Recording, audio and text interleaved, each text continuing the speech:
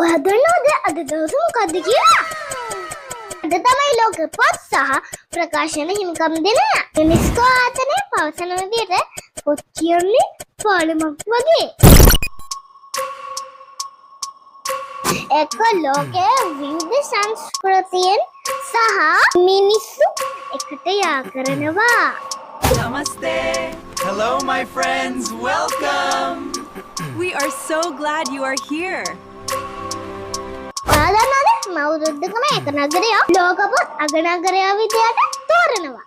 ගිය අවුරුද්ද ඒ කියන්නේ 2025 දී ඒ ගෞරවය ලැබුණේ බ්‍රසීලයේ රියෝ ද ජනයිරෝ නගරයටයි.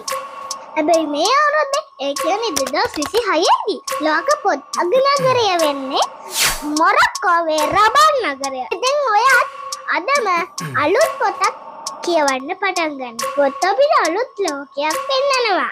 මම රන්සයා. පොඩි පොතක් වුණත් ලෝක බලපෑමක් කරන්න පුළුවන්.